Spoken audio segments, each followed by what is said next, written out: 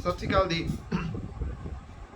ਅੱਜ ਪੰਜਾਬ ਦੀ ਸਰਕਾਰ ਨੇ ਇੱਕ ਫੈਸਲਾ ਲਿਆ ਜਿਹਦੇ ਵਿੱਚ ਕਰੋੜਪਤੀ ਜਿਹੜੇ ਵਿਧਾਇਕ ਨੇ ਉਹਨਾਂ ਦੇ ਗਰੀਬ ਬੱਚਿਆਂ ਨੂੰ ਨੌਕਰੀਆਂ ਦੇਣ ਦਾ ਫੈਸਲਾ ਲਿਆ ਗਿਆ।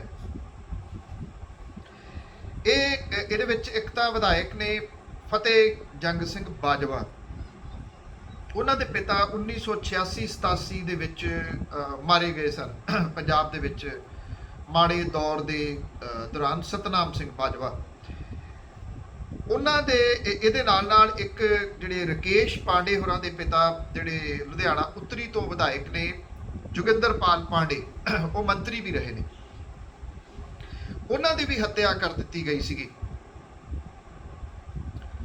ਪੰਜਾਬ ਦੀ ਸਰਕਾਰ ਨੇ, ਪੰਜਾਬ ਦੇ ਮੁੱਖ ਮੰਤਰੀ ਖਾਸ ਤੌਰ ਦੇ ਉੱਤੇ, ਉਹ ਇਸ ਗੱਲ ਦੇ ਵਾਸਤੇ ਵਜਿੱਦ ਸਨ ਕਿ ਇਹਨਾਂ ਦੇ ਦੋਨਾਂ ਦੇ ਜਿਹੜੇ ਪੁੱਤ ਨੇ, ਮਤਲਬ ਕਿ ਜਿਹੜੇ ਮਾਰੇ ਗਏ ਸੀ ਉਹਨਾਂ ਦੇ ਪੋਤਰੇ ਨੇ, ਉਹਨਾਂ ਨੂੰ ਨੌਕਰੀਆਂ ਦੇਣੀਆਂ ਨੇ। ਅੱਜ ਇਹ ਜਿਹੜਾ ਸਿਰੇ ਚੜ ਗਿਆ ਔਰ ਇਹ ਪਤਾ ਲੱਗਾ ਕਿ ਮੰਤਰੀ ਮੰਡਲ ਦੀ ਮੀਟਿੰਗ ਦੇ ਵਿੱਚ ਇਹਦਾ ਵਿਰੋਧ ਵੀ ਹੋਇਆ। ਇਹਦੇ ਬਾਵਜੂਦ ਮੁੱਖ ਮੰਤਰੀ ਕੈਪਟਨ ਅਮਰਿੰਦਰ ਸਿੰਘ ਹੋਰਾਂ ਨੇ ਇਹਨਾਂ ਦੋਨਾਂ ਦੇ ਵਾਸਤੇ ਮੰਤਰੀਆਂ ਵਾਲੀ ਫਾਈਲ ਜਿਹੜੀ ਆ ਉਹ ਕਲੀਅਰ ਕਰ ਦਿੱਤੀ ਹੈ। ਇਹਦੇ ਮੁਤਾਬਕ ਜਿਹੜੇ ਅਰਜੁਨ ਪ੍ਰਤਾਪ ਸਿੰਘ ਬਾਜਵਾ ਨੇ, ਉਹਨਾਂ ਨੂੰ ਪੰਜਾਬ ਪੁਲਿਸ ਦੇ ਵਿੱਚ ਗਰੁੱਪ B ਦੇ ਵਜੋਂ ਨਿਯੁਕਤ ਕੀਤਾ ਗਿਆ ਇੰਸਪੈਕਟਰ ਦੇ ਤੌਰ ਦੇ ਉੱਤੇ। ਔਰ ਇਸੇ ਤਰੀਕੇ ਦੇ ਨਾਲ ਜੋਗਿੰਦਰਪਾਲ ਪਾਂਡੇ ਹੋਰਾਂ ਦੇ ਪੋਤਰੇ ਨੇ ਭੀਸ਼ਮ ਪਾਂਡੇ, ਜਿਹੜੇ ਰਕੇਸ਼ ਪਾਂਡੇ ਹੋਰਾਂ ਦੇ ਬੇਟੇ ਨੇ, ਉਹਨਾਂ ਨੂੰ ਨਾਇਬ ਤਹਿਸੀਲਦਾਰ ਦੀ ਨੌਕਰੀ ਦਿੱਤੀ ਗਈ ਆ। ਇਹ ਫਾਈਲ ਕਲੀਅਰ ਹੋ ਗਈ ਹੈ। ਸਵਾਲ ਜਿਹੜਾ ਇਹ ਖੜਾ ਹੁੰਦਾ ਹੈ ਕਿ ਸਾਰੇ ਨਿਯਮ ਕਾਨੂੰਨ ਜਿਹੜੇ ਆ ਉਹ ਛਿੱਕੇ ਕਿਉਂ ਟੰਗ ਦਿੱਤੇ ਗਏ ਆ?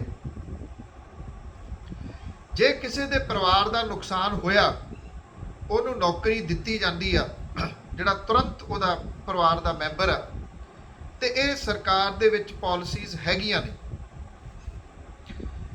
ਅਸਲ ਦੇ ਵਿੱਚ ਜਦੋਂ ਸਾਬਕਾ ਮੁੱਖ ਮੰਤਰੀ ਬੇਅੰਤ ਸਿੰਘ ਹੋਰਾਂ ਦੇ ਪੋਤੇ ਨੂੰ ਨੌਕਰੀ ਦਿੱਤੀ ਗਈ, ਜਿਹੜੇ ਕਿ ਰਵਨੀਤ ਸਿੰਘ ਬਿੱਟੂ ਹੋਰਾਂ ਦਾ ਭਰਾ ਆ, ਉਦੋਂ ਬਾਅਦ ਇਹਨਾਂ ਪਰਿਵਾਰਾਂ ਨੇ ਰੌਲਾ ਪਾਉਣਾ ਸ਼ੁਰੂ ਕੀਤਾ ਵੀ ਜੇ ਉਹਨਾਂ ਨੂੰ ਮਿਲ ਸਕਦੀ ਹੈ ਨੌਕਰੀ ਤੇ ਸਾਨੂੰ ਕਿਉਂ ਨਹੀਂ ਮਿਲ ਸਕਦੀ।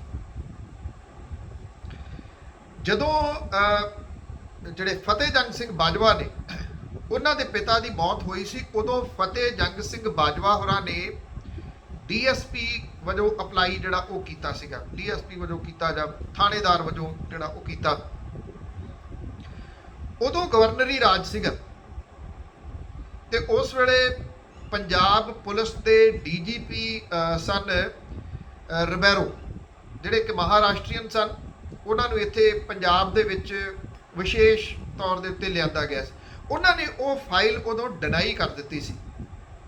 ਉਹ ਫਾਈਲ ਡਿਨਾਈ ਕਿਉਂ ਹੋਈ, ਇਹ ਇੱਕ ਗੰਭੀਰ ਜਿਹੜਾ ਉਹ ਵਿਸ਼ਾ ਹੈ। ਔਰ ਇਸ ਪੱਖੋਂ ਵੀ ਵਿਸ਼ਾ ਇਹ ਗੰਭੀਰ ਹੈ, ਇਹ ਸਵਾਲ ਗੰਭੀਰ ਹੈ ਕਿ ਜੇ ਉਹਨਾਂ ਨੇ ਫਾਈਲ ਡਿਨਾਈ ਕੀਤੀ ਤੇ ਆਫਟਰ ਆਲ ਕੁਝ ਚੀਜ਼ਾਂ ਉਹਨਾਂ ਨੇ ਉਹਦੇ ਵਿੱਚ ਪਾਈਆਂ ਹੋਣਗੀਆਂ। ਸਮਾਂ ਬਦਲਦਾ ਗਿਆ, ਫਤਿਹ ਜੰਗ ਸਿੰਘ ਬਾਜਵਾ ਹੋਰੀ ਵਿਧਾਇਕ ਬਣ ਗਏ ਕਾਂਗਰਸ ਦੇ, ਤੇ ਅੱਜ ਉਹ ਆਪਣੀ ਭਗਾ ਗਏ ਇੱਕ ਕਿਸਮ ਦੇ ਨਾਲ। ਉਹਨਾਂ ਦਾ ਮੁੰਡਾ ਇੰਸਪੈਕਟਰ ਬਣ ਗਿਆ। ਇਸੇ ਤਰੀਕੇ ਦੇ ਨਾਲ ਰਕੇਸ਼ ਪਾਂਡੇ ਹੋਰੀ ਵੀ ਭਗਾ ਗਏ, ਉਹਨਾਂ ਦਾ ਮੁੰਡਾ ਨਾਇਬ ਤਹਿਸੀਲਦਾਰ ਲੱਗ ਗਿਆ। ਇੱਕ ਇਹੀ ਪ੍ਰਥਾ ਜਿਹੜੀ ਆ ਉਹ ਸਰਕਾਰ ਦੇ ਵਿੱਚ ਸ਼ੁਰੂ ਕਰ ਦਿੱਤੀ ਗਈ ਹੈ। ਜਦੋਂ 2017 ਦੇ ਵਿੱਚ ਸਰਕਾਰ ਬਣੀ ਆ, ਉਦੋਂ ਪਹਿਲਾਂ ਪ੍ਰਸ਼ਾਂਤ ਕਿਸ਼ੋਰ ਹੋਰਾਂ ਨੇ ਇੱਕ ਨਾਅਰਾ ਇੱਥੇ ਲਾਇਆ ਸੀ, ਕੈਪਟਨ ਨੇ ਸਹੁੰ ਚੁੱਕੀ ਘਰ ਘਰ ਨੌਕਰੀ ਪੱਕੀ। ਹੁਣ ਇਹ ਨਹੀਂ ਸੀ ਪਤਾ ਵੀ ਉਹ ਨਾਅਰੇ ਦਾ ਮਤਲਬ ਇਹ ਸੀ ਵੀ ਕੈਪਟਨ ਨੇ ਸਹੁੰ ਚੁੱਕੀ ਘਰ ਘਰ ਵਿਧਾਇਕਾਂ ਦੀ ਨੌਕਰੀ ਪੱਕੀ ਜਾਂ ਵਿਧਾਇਕਾਂ ਦੇ ਪੁੱਤਾਂ ਦੀ ਨੌਕਰੀ ਪੱਕੀ। ਉਹਦਾ ਮਕਸਦ ਇਹ ਸੀਗਾ, ਮਤਲਬ ਇਹ ਸੀਗਾ। ਪਟਿਆਲੇ ਦੇ ਵਿੱਚ ETT ਟੈਟ ਪਾਸ ਅਧਿਆਪਕ ਬਾਰ-ਬਾਰ ਕੁੱਟੇ ਗਏ ਆ। ਪਟਿਆਲੇ ਦੇ ਵਿੱਚ ਟੈਂਕੀ ਦੇ ਉੱਤੇ ਲਗਭਗ 3 ਮਹੀਨਿਆਂ ਤੋਂ ਇੱਕ ਨੌਜਵਾਨ ਬੈਠਾ। ਪਹਿਲਾਂ 2 ਸੀ, ਇੱਕ ਉਤਰ ਗਿਆ, ਕੁਝ ਘਰ ਦੀਆਂ ਮਜਬੂਰੀਆਂ ਕਰਕੇ, ਉਹਦੀ ਮਦਰ ਸ਼ਾਇਦ ਬਿਮਾਰ ਹੋ ਗਈ ਸੀ, ਦੂਸਰਾ ਅਜੇ ਵੀ ਬੈਠਾ। ਕਿ ਉਹਦੀ ਸਿਹਤ ਜਿਹੜੀ ਆ ਉਹ ਵੱਲ ਰਹੀ ਹੋਊਗੀ ਹੁਣ ਤੱਕ? ਤੁਸੀਂ ਸੋਚ ਸਕਦੇ ਆ ਕਿਹੋ ਜਿਹੇ ਹਾਲਾਤਾਂ ਦੇ ਵਿੱਚ ਉਹ ਹੋਊਗਾ। ਬਿਸਕੁਟ ਤੇ ਪਾਣੀ ਖਾ ਕੇ ਗੁਜ਼ਾਰਾ ਕਰ ਰਿਹਾ। ਆਫਟਰ ਆਲ ਕੁਝ ਪ੍ਰਕਿਰਿਆਵਾਂ ਨੇ ਬਾਡੀ ਦੀਆਂ, ਉਹ ਕਿਵੇਂ ਉਹ ਪੂਰੀਆਂ ਕਰ ਰਿਹਾ ਹੋਊਗਾ ਉਹ ਬੰਦਾ? ਇੰਨਾ ਸਮਾਂ ਬੀਤ ਜੇ ਉਹਦੇ ਕੋਲੇ ਕੋਈ ਗੱਲ ਕਰਨ ਦੇ ਵਾਸਤੇ ਨਾ ਜਾਵੇ। ਮਈ ਮਹੀਨੇ ਦੇ ਵਿੱਚ ਸਰਕਾਰ ਨੇ ਹੈਲਥ ਵਰਕਰ ਹਾਇਰ ਕੀਤੇ ਸੀ ਦਿਹਾੜੀ ਦੇ ਉੱਤੇ, ਪਿਛਲੇ ਸਾਲ ਮਈ ਮਹੀਨੇ ਦੇ ਵਿੱਚ। ਅਕਤੂਬਰ ਦੇ ਵਿੱਚ ਉਹ ਸਾਰੇ ਕੱਢ ਦਿੱਤੇ ਗਏ, ਉਹਨਾਂ ਨੂੰ ਘਰੋਂ ਘਰੀ ਤੋੜ ਦਿੱਤਾ ਗਿਆ ਵੀ ਹੁਣ ਕਰੋਨਾ ਵਾਇਰਸ ਗਿਆ, ਤੁਹਾਡੀ ਲੋੜ ਨਹੀਂ। ਉਹ ਡਾਂਗਾ ਖਾ ਹਟੇ ਇੱਥੇ ਪਟਿਆਲੇ ਦੇ ਵਿੱਚ ਆ ਕੇ। ਆ ਕੱਚੇ ਅਧਿਆਪਕ, ਤੁਸੀਂ ਸੋਚ ਸਕਦੇ ਆ ਕਿ ਕਿੰਨੇ ਦੇ ਉੱਤੇ ਉਹ ਨੌਕਰੀਆਂ ਕਰ ਰਹੇ ਆ। 3500 ਰੁਪਏ ਤੋਂ ਲੈ ਕੇ 6000 ਰੁਪਏ ਦੇ ਉੱਤੇ, ਇੰਨੀ ਨਗੂਣੀ ਤਨਖਾਹ ਦੇ ਵਿੱਚ ਗੁਜ਼ਾਰਾ ਹੋ ਸਕਦਾ? ਤੇ ਉਹ 8ਵੀਂ ਮੰਜ਼ਲ ਜਿਹੜੀ ਆ ਉਹਦੇ ਉੱਤੇ ਚੜੇ ਬੈਠੇ ਆ ਕਿ ਜੇ ਤੁਸੀਂ ਸਾਨੂੰ ਪੱਕਿਆਂ ਨਹੀਂ ਕਰਦੇ, ਸਾਡੀਆਂ ਤਨਖਾਹਾਂ ਪੱਕਿਆਂ ਦੇ ਬਰਾਬਰ ਨਹੀਂ ਕਰਦੇ, ਤੇ ਅਸੀਂ ਸੁਸਾਈਡ ਕਰ ਲਾਂਗੇ, ਅਸੀਂ ਉੱਤੋਂ ਛਾਲ ਮਾਰਦੇ ਆਂਗੇ। ਮਾਰ ਵੀ ਸਕਦੇ ਆ ਉਹਨਾਂ ਦੇ ਵਿੱਚੋਂ ਖਿਜੇ ਹੋਏ, ਉਹ ਹੋਰ ਕੀ ਕਰਨਗੇ? ਏਦਾਂ ਦਾ ਕੁਝ ਨਾ ਹੋਵੇ, ਪਰ ਉਹਨਾਂ ਨੂੰ ਮਜਬੂਰ ਕਿਉਂ ਹੋਣਾ ਪਿਆ ਬਿਲਡਿੰਗਾਂ ਦੇ ਉੱਤੇ ਚੜ੍ਹਨ ਦੇ ਵਾਸਤੇ? ਚਾਹੇ ਪਟਵਾਰੀ ਰੱਖੇ ਹੋਏ ਨੇ, ਪਿੱਛੇ ਜੇ ਉਹਦੇ ਬਾਰੇ ਦੇ ਵਿੱਚ ਮੈਂ ਸਾਂਝਾ ਵੀ ਕੀਤਾ ਸੀ ਤੁਹਾਡੇ ਨਾਲ। ਜਿਹੜੇ ਪਟਵਾਰੀ ਰੱਖੇ ਹੋਏ ਆ ਉਹ ਇਸ ਕਿਸਮ ਦੇ ਨਾਲ ਐਡਹੌਕ ਦੇ ਉੱਤੇ ਰੱਖੇ ਹੋਏ ਆ, ਨਾ ਉਹਨਾਂ ਨੂੰ ਕੋਈ ਦਫ਼ਤਰ ਦਿੱਤਾ, ਨਾ ਉਹਨਾਂ ਨੂੰ ਕੋਈ ਅਮਲਾ ਦਿੱਤਾ। ਉਹ ਦਫ਼ਤਰ ਆਪਣੇ ਪੈਸਿਆਂ ਦੇ ਨਾਲ ਉਹਨਾਂ ਨੇ ਲਏ ਹੋਏ ਆ, ਫੋਨ ਉਹਨਾਂ ਦੇ ਆਪਣੇ ਪੈਸੇ ਦੇ ਨੇ, ਉਹਨਾਂ ਕੋਲੇ ਕੋਈ ਪੱਕਾ ਦਫ਼ਤਰ ਨਹੀਂ, ਕੋਈ ਕਿਸੇ ਜਗ੍ਹਾ ਦੇ ਉੱਤੇ ਬੈਠਾ, ਕੋਈ ਕਿਸੇ ਜਗ੍ਹਾ ਦੇ ਉੱਤੇ ਬੈਠਾ। ਉਹਨਾਂ ਨੂੰ ਜਿਹੜੇ ਉੱਪਰ ਵਾਲੇ ਆ ਉਹ ਕਹਿੰਦੇ ਕੀ ਆ, ਤੁਸੀਂ ਪਟਵਾਰੀ ਲੱਗੇ ਹੋ। ਪਟਵਾਰੀਆਂ ਨੂੰ ਸਰਕਾਰ ਥੋੜੀ ਦਊਗੀ, ਪਟਵਾਰੀਆਂ ਨੇ ਬਥੇਰੇ ਪੈਸੇ ਬਣਾ ਲੈਂਦੇ ਹੁੰਦੇ ਆ। ਸਰਕਾਰੀ ਮਤਲਬ ਕਿ ਤੰਤਰ ਉਹਨਾਂ ਨੂੰ ਇਹ ਕਹਿ ਰਿਹਾ ਕਿ ਤੁਸੀਂ ਕਰਪਸ਼ਨ ਕਰੋ, ਤੁਸੀਂ ਪੈਸੇ ਬਣਾਓ, ਉਥੋਂ ਪੈਸੇ ਬਣਾ ਕੇ ਤੁਸੀਂ ਆਪਣੇ ਵਾਸਤੇ ਦਫ਼ਤਰ ਦਾ ਕਿਰਾਇਆ ਭਰੋ, ਤੇ ਬਾਕੀ ਜਿਹੜੇ ਖਰਚੇ ਨੇ ਉਹ ਤੁਸੀਂ ਦਿਓ। ਇਹ ਸਰਕਾਰੀ ਨੌਕਰੀਆਂ ਦੇ ਜਿਹੜੇ ਉਹ ਹਾਲਾਤ ਨੇ ਬਣੇ ਹੋਏ, ਜਿੱਥੇ ਜਿੰਨੇ ਲੋਕ ਰਿਟਾਇਰ ਹੁੰਦੇ ਤੁਰੇ ਜਾਂਦੇ ਨੇ, ਉੱਥੇ ਨਵੀਆਂ ਭਰਤੀਆਂ ਨਹੀਂ ਕੀਤੀਆਂ ਜਾ ਰਹੀਆਂ। ਇਸ ਕਰਕੇ ਕਿ ਸਰਕਾਰੀ ਖਜ਼ਾਨਾ ਉਹਦੇ ਉੱਤੇ ਬੋਝ ਪਾਉਣ ਲਈ ਹੈ ਨਹੀਂਗਾ, ਕਿਉਂਕਿ ਸਰਕਾਰੀ ਖਜ਼ਾਨਾ ਜਿਹੜਾ ਉਹ ਕਿੰਨਾ ਲੋਕਾਂ ਦੇ ਵਾਸਤੇ ਰਹਿ ਗਿਆ, ਇਹ ਪੁਆਇੰਟ ਹੈ। ਉਹ ਰਹਿ ਗਿਆ ਸਿਰਫ ਪੋਲੀਟੀਸ਼ੀਅਨਾਂ ਦੇ ਵਾਸਤੇ, ਜਾਂ ਜਿਹੜੇ ਸਰਕਾਰ ਦੇ ਵਿੱਚ ਨੇ ਉਹਨਾਂ ਦੇ ਵਾਸਤੇ।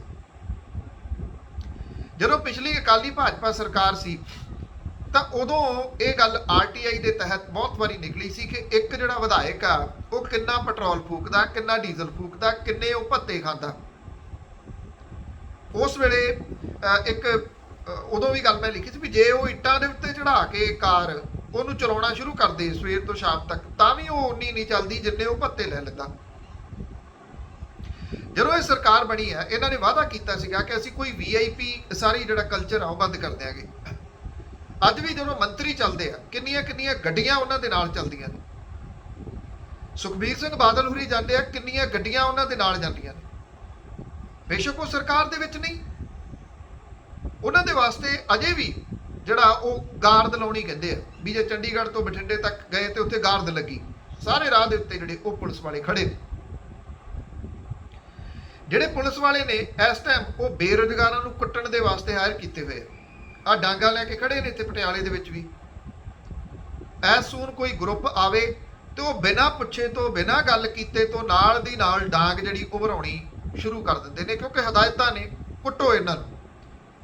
ਇਹ ਕੋਈ ਕਿਸੇ ਵਿਧਾਇਕ ਦੇ ਧੀਆਂ ਪੁੱਤ ਥੋੜੀ ਨੇ ਜਿਨ੍ਹਾਂ ਨੂੰ ਨੌਕਰੀਆਂ ਮਿਲ ਜਾਣਗੀਆਂ, ਇਹ ਤਾਂ ਆਮ ਘਰਾਂ ਦੇ ਬੱਚੇ ਨੇ। ਇਸ ਕਰਕੇ ਇਹਨਾਂ ਦੇ ਕਰਮਾਂ ਦੇ ਵਿੱਚ ਜਿਹੜੀ ਉਹ ਕੁੱਟ ਲਿਖੀ ਆ, ਉਹ ਉਹਨਾਂ ਨੂੰ ਕੁੱਟ ਪੈ ਰਹੀ ਆ। ਉਹ ਡਾਂਗਾ ਖਾ ਰਹੇ ਨੇ, ਧੰਨ ਨੇ, ਡਾਂਗਾ ਖਾਂਦੇ ਨੇ, ਦੁਬਾਰਾ ਫੇਰ ਆ ਜਾਂਦੇ ਆ। ਸਰਕਾਰ ਨੇ ਉੱਥੇ ਕੀ ਕੀਤਾ ਹੋਇਆ, ਇਹਨਾਂ ਨੂੰ ਲੜਾਉਣ ਦੇ ਵਾਸਤੇ ਗਰੁੱਪ ਖੜੇ ਕਰਤੇ, ਆਪਸ ਦੇ ਵਿੱਚ ਉਹਨਾਂ ਨੂੰ ਪੜ੍ਹਾਈ ਚੱਲੋ। ਜਦੋਂ ਵਿਧਾਇਕਾਂ ਨੇ ਆਪਣੇ ਭੱਤੇ ਜਿਹੜੇ ਉਹ ਵਧਾਉਣੇ ਆ, ਆਪਣੀਆਂ ਤਨਖਾਹਾਂ ਵਧਾਉਣੀਆਂ ਨੇ, ਉਦੋਂ ਸਾਰੇ ਇਕਜੁੱਟਤਾ ਦੇ ਨਾਲ ਉਹਨੂੰ ਵਧਾ ਦਿੰਦੇ। ਪਰ ਆਹ ਜਿਹੜਾ ਕੰਮ ਸ਼ੁਰੂ ਕਰ ਲਿਆ ਇਹਨਾਂ ਨੇ, ਇਹ ਬੜਾ ਅਜੀਬੋ-ਗਰੀਬ ਹੈ। ਪਿਛਲੇ ਦਿਨਾਂ ਦੇ ਵਿੱਚ ਤੁਸੀਂ ਉਹ ਵੀਡੀਓ ਦੇਖੀ ਹੋਣੀ ਆ, ਇੱਕ ਡੀਐਸਪੀ ਸਨ ਜਿਹੜੇ ਲੁਧਿਆਣਾ ਤੋਂ, ਉਹਨਾਂ ਦੀ ਮੌਤ ਹੋ ਗਈ ਹੁਣ ਕਰੋਨਾ ਦੇ ਨਾਲ, ਉਹਨਾਂ ਦੇ ਲੰਗਸ ਵਗੈਰਾ ਸਾਰੇ ਖਰਾਬ ਹੋ ਗਏ ਸੀ। ਉਹ ਵੀਡੀਓ ਦੇ ਵਿੱਚ ਇੱਕ ਗੱਲ ਕਹਿੰਦੇ ਰਹੇ ਵੀ ਮੈਨੇ ਮਰਨ ਤੋਂ ਬਾਅਦ ਜਿਹੜੇ ਤੁਸੀਂ ਪੈਸੇ ਦੇਣੇ ਆ ਉਹ ਮੈਨੂੰ ਹੁਣ ਦੇ ਦਿਓ, ਮੈਂ ਆਪਣਾ ਇਲਾਜ ਕਰਾਉਣਾ ਚਾਹੁੰਦਾ। ਉਹਦੀ ਬੁੱਢੀ ਮਾਂ ਮੁੱਖ ਮੰਤਰੀ ਸਾਹਿਬ ਦੇ ਘਰ ਤੱਕ ਪਹੁੰਚ ਗਈ ਸੀ। ਡੀਜੀਪੀ ਸਾਹਿਬ ਦਾ ਵੀ ਉਦੋਂ ਟਵੀਟ ਆ ਗਿਆ, ਮੁੱਖ ਮੰਤਰੀ ਹੋਰਾਂ ਦਾ ਟਵੀਟ ਆ ਗਿਆ ਕਿ ਅਸੀਂ ਉਹਦੀ ਮਦਦ ਕਰ ਰਹੇ ਹਾਂ। ਉਹਦੀ ਮਦਦ ਕੀਤੀ ਗਈ, ਫਾਈਲਾਂ ਦੇ ਵਿੱਚ ਉਲਝ ਕੇ ਉਹਦੀ ਫਾਈਲ ਜਿਹੜੀ ਸੀ ਉਹ ਰਹਿ ਗਈ। ਉਹ ਵਿਚਾਰਾ ਤਰਲੇ ਲੈਂਦਾ, ਉਡੀਕਦਾ ਦੁਨੀਆ ਤੋਂ ਤੁਰ ਗਿਆ। ਉਹਨੂੰ ਕਿਸੇ ਨੇ ਨਹੀਂ ਪੁੱਛਿਆ। ਕਿੰਨੇ ਖਿਡਾਰੀ ਨੇ ਪੰਜਾਬ ਦੇ ਜਿਨ੍ਹਾਂ ਨੇ ਨਾਮ ਕਮਾਇਆ, ਮੁਲਕ ਦਾ ਨਾਮ ਬਣਾਇਆ, ਉਹਨਾਂ ਨੂੰ ਨੌਕਰੀਆਂ ਜਿਹੜੀਆਂ ਉਹ ਮਿਲੀਆਂ? ਕਿਸੇ ਨੂੰ ਨਹੀਂ ਮਿਲੀਆਂ। ਗੁਰਲਾਲ ਹੈ ਇੱਕ ਕਬੱਡੀ ਦਾ ਖਿਡਾਰੀ, ਮੈਂ ਇੱਕ ਪ੍ਰੈਸ ਕਾਨਫਰੰਸ ਸੁਣ ਰਿਹਾ ਸੀਗਾ, ਉਹ ਸਿਆਸਤ ਦੇ ਵਿੱਚ ਚਲੋ ਚਲੇ ਗਿਆ। ਉਹ ਇਹ ਕਹਿ ਰਿਹਾ ਸੀਗਾ ਕਿ ਸਾਡੇ ਜਿਹੜੇ ਅਸੀਂ ਵਰਲਡ ਕੱਪ ਖੇਡਿਆ ਸੀ ਉਹ ਪੈਸੇ ਵੀ ਅਜੇ ਖੜੇ ਆ। ਇੱਕ ਜਿਹੜੀ ਲੜਕੀ ਰੈਸਲਰ ਸੀਗੀ, ਤੁਸੀਂ ਉਹਦਾ ਨਾਮ ਸੁਣਿਆ ਹੋਣਾ, ਨਵਜੋਤ ਕੌਰ, ਉਹਨੂੰ ਕੀ ਨੌਕਰੀ ਜਿਹੜੀ ਉਹ ਮਿਲ ਗਈ? ਉਹਨੂੰ ਡੀਐਸਪੀ ਬਣਾਉਣ ਦਾ ਲਾਰਾ ਲਾਇਆ ਗਿਆ ਸੀਗਾ। ਜਿਹੜੀ ਇੱਕ ਕ੍ਰਿਕਟ ਖੇਡਦੀ ਸੀਗੀ ਕੁੜੀ ਮੋਗੇ ਵਾਲੀ, ਉਹ ਤਾਂ ਕਰਕੇ ਉਹਨੂੰ ਉਦੋਂ ਨੌਕਰੀ ਮਿਲ ਗਈ ਕਿਉਂਕਿ ਉਹ ਹਰਿਆਣੇ ਦੇ ਵਿੱਚ ਜਾ ਕੇ ਉਹਨੇ ਰੇਲਵੇ ਦੀ ਨੌਕਰੀ ਹਾਸਲ ਕਰਨੀ ਸੀ। ਪੰਜਾਬ ਨੇ ਤਾਂ ਮੈਨੂੰ ਕੋਈ ਨੌਕਰੀ ਜਿਹੜੀ ਉਹ ਦੇਣੀ ਨਹੀਂ, ਕਿਉਂਕਿ ਜਿਹੜੀਆਂ ਪੰਜਾਬ ਦੇ ਵਿੱਚ ਨੌਕਰੀਆਂ ਨੇ ਉਹ ਹੁਣ ਸਿਰਫ ਵਿਧਾਇਕਾਂ ਦੇ ਬੱਚਿਆਂ ਦੇ ਵਾਸਤੇ ਰਹਿ ਜਾਣਗੀਆਂ। ਜਿਹੜਾ ਵੀ ਵਿਧਾਇਕ ਬਣੂਗਾ ਉਹ ਇਹ ਗੱਲ ਕਰਿਆ ਕਰੂਗਾ ਵੀ ਹੁਣ ਮੇਰੇ ਮੁੰਡੇ ਨੂੰ, ਮੇਰੇ ਪੁੱਤ ਨੂੰ, ਮੇਰੀ ਧੀ ਨੂੰ ਦੱਸੋ ਕਿਹੜੀ ਨੌਕਰੀ ਜਿਹੜੀ ਉਹ ਦਿੰਦੇ ਹੋ। ਇੱਕ ਪਾਸੇ ਬੇਰੁਜ਼ਗਾਰ ਕੁੱਟੇ ਜਾ ਰਹੇ ਆ, ਇੱਕ ਪਾਸੇ ਬੇਰੁਜ਼ਗਾਰ ਸਲਫਾਸ ਦੀਆਂ ਗੋਲੀਆਂ ਲੈ ਕੇ, ਪੈਟਰੋਲ ਦੀਆਂ ਬੋਤਲਾਂ ਲੈ ਕੇ 8ਵੀਂ ਮੰਜ਼ਲ ਦੇ ਉੱਤੇ ਚੜੇ ਹੋਏ ਆ। ਕੀ ਇਹ ਗਰਾਊਂਡ ਰਿਪੋਰਟਾਂ ਮੁੱਖ ਮੰਤਰੀ ਸਾਹਿਬ ਤੱਕ ਪਹੁੰਚ ਨਹੀਂ ਰਹੀਆਂ? ਉਹਨਾਂ ਦੇ ਮੰਤਰੀ ਇਹ ਰਿਪੋਰਟਾਂ ਉਹਨਾਂ ਤੱਕ ਪਹੁੰਚਾ ਨਹੀਂ ਰਹੇ? ਉਹਨਾਂ ਦੇ ਵਿਧਾਇਕ ਕੀ ਇਹ ਰਿਪੋਰਟਾਂ ਉਹਨਾਂ ਤੱਕ ਪਹੁੰਚਾ ਨਹੀਂ ਰਹੇ? ਕੀ ਜਿਹੜੇ ਆਮ ਘਰਾਂ ਦੇ ਧੀਆਂ ਪੁੱਤ ਨੇ, ਇੱਕ ਰਿਪੋਰਟ ਪਿੱਛੇ ਤੁਸੀਂ ਦੇਖੀ, 55 ਲੱਖ ਪੰਜਾਬ ਦੇ ਵਿੱਚ ਘਰ ਨੇ, 54 ਲੱਖ ਪਾਸਪੋਰਟ ਬਣ ਗਏ।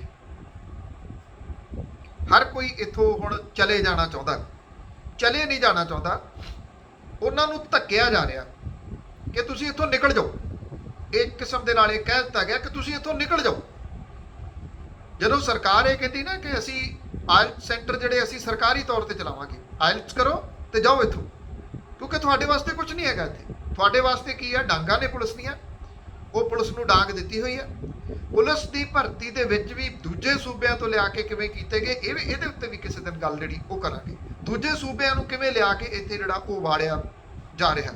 ਇੱਥੋਂ ਦੇ ਧੀਆਂ ਪੁੱਤਾਂ ਦੇ ਵਾਸਤੇ ਕੋਈ ਨੌਕਰੀਆਂ ਜਿਹੜੀਆਂ ਉਹ ਨਹੀਂ ਰਹੀਆਂ। ਜਿਹੜੇ ਅੱਜ ਪੜ੍ਹ ਰਹੇ ਨੇ, ਜਿਨ੍ਹਾਂ ਨੇ ਭਲਕੇ ਡਿਗਰੀਆਂ ਜਿਹੜੀਆਂ ਉਹ ਕਰਨੀਆਂ ਨੇ, ਉਹ ਆਸ ਜਿਹੜੀ ਉਹ ਨਾ ਰੱਖਣ ਇਹਨਾਂ ਸਰਕਾਰਾਂ ਤੋਂ, ਕਿਉਂਕਿ ਇਹ ਨੌਕਰੀਆਂ ਹੁਣ ਜਿਹੜੀਆਂ ਉਹ ਲੈ ਦੇ ਕੇ ਕਰੋੜਪਤੀ ਜਿਹੜੇ ਵਿਧਾਇਕ ਨੇ, ਕਰੋੜਪਤੀ ਜਿਹੜੇ ਨੇਤਾ ਨੇ, ਉਹਨਾਂ ਦੇ ਗਰੀਬ ਬੱਚਿਆਂ ਦੇ ਵਾਸਤੇ ਇਹ ਨੌਕਰੀਆਂ ਜਿਹੜੀਆਂ ਉਹ ਰਹਿ ਗਈਆਂ ਨੇ।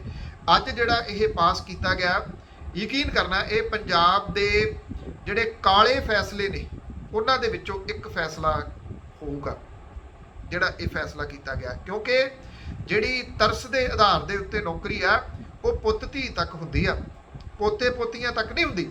ਹੋ ਸਕਦਾ ਅਜੇ ਸਰਕਾਰ ਦੇ ਕੁਝ ਮਹੀਨੇ ਪਏ ਆ, ਉਦੋਂ ਜਾਣ ਤੋਂ ਪਹਿਲਾਂ ਇਹ ਕਰ ਜਾਣ ਵੀ ਜਿਹੜੀ ਇਹ ਤਰਸ ਦੇ ਆਧਾਰ ਵਾਲੀ, ਜਿਸ ਘਰ ਦੇ ਵਿੱਚ ਇੱਕ ਵਾਰੀ ਨੌਕਰੀ ਮਿਲ ਗਈ, ਉਹਦੇ ਪੋਤੇ ਪੜਪੋਤੇ ਅੱਗੋਂ ਜਿਹੜੇ ਨਗੜ ਪੋਤੇ ਜੋ ਵੀ ਜਿੱਥੋਂ ਤੱਕ ਚੱਲਦਾ, ਉਹਨਾਂ ਸਭ ਨੂੰ ਨੌਕਰੀਆਂ ਉਦੋਂ ਤੱਕ ਦਿੱਤੀਆਂ ਜਾਣਗੀਆਂ ਜਦੋਂ ਤੱਕ ਇਹ ਨੌਕਰੀਆਂ ਜਿਹੜੀਆਂ ਕੰਪਲੀਟ ਖਤਮ ਨਹੀਂ ਹੋ ਜਾਂਦੀਆਂ। ਤਾਂ ਹੁਣ ਕੋਈ ਪੁੱਤ ਹੀ ਜਿਹੜਾ ਜੀ ਉਹ ਐਵੇਂ ਮਿਹਨਤ ਨਾ ਕਰੇ, ਕਿਉਂਕਿ ਇਹ ਨੌਕਰੀਆਂ ਹੁਣ ਤੁਹਾਡੇ ਵਾਸਤੇ ਨਹੀਂ ਰਹੀਆਂ। ਧੰਨਵਾਦ ਜੀ, ਸਤਿ ਸ਼੍ਰੀ ਅਕਾਲ।